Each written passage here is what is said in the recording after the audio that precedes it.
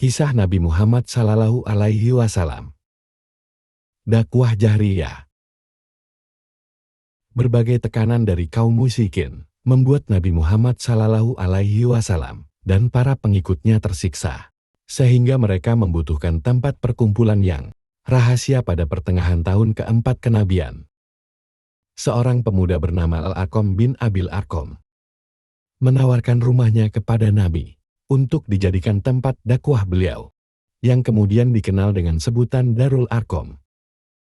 Kaum kafir Quraisy tidak kehabisan akal dalam menghalangi dakwah Nabi Muhammad Sallallahu Alaihi Wasallam. Berkat perlindungan dari Abu Thalib, mereka tidak berani mengusik Nabi.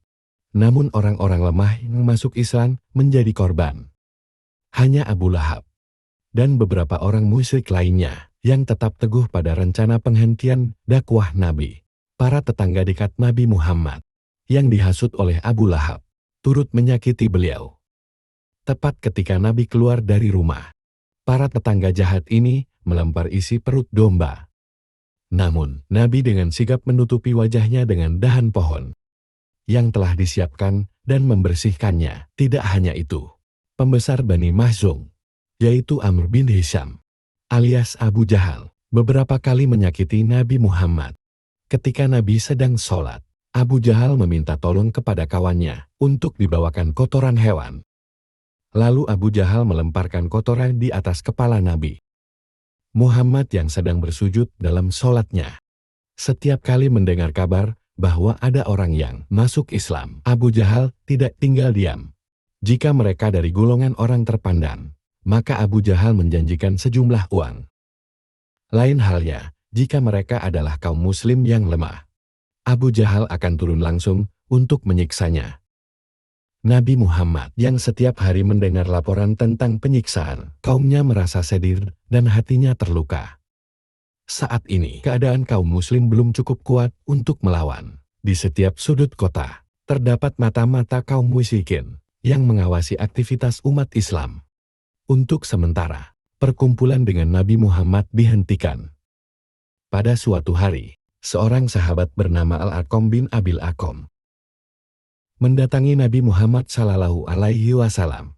Arqam termasuk ke dalam ke-10 orang pertama yang masuk Islam. Saat itu usianya 17 tahun.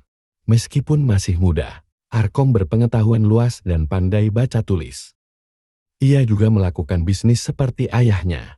Rumah Arqam terletak di lereng Bukit Sofa, juga dekat dengan Ka'bah, namun letaknya agak terpisah dari pemukiman penduduk yang lain. Penduduk Mekah lebih memilih bermukim di tempat yang jauh dari Ka'bah dengan alasan Ka'bah adalah bangunan keramat yang telah disucikan. Kurang lebih 3 tahun lamanya, Rasulullah dan para sahabat menggunakan rumah Arqam sebagai tempat beribadah, diskusi tentang Islam, serta strategi dakwah. Jumlah orang yang masuk Islam semakin meningkat. Kepiawaian Nabi dalam berdakwah yang membuat hati mereka condong kepada Islam. Setiap orang yang berbicara dengan Nabi merasa bahagia dan tenang. Demikianlah akhir kisah dakwah jahriyah. Hikmah yang dapat kita ambil dari kisah ini, sebaik-baik manusia adalah yang bermanfaat bagi orang lain.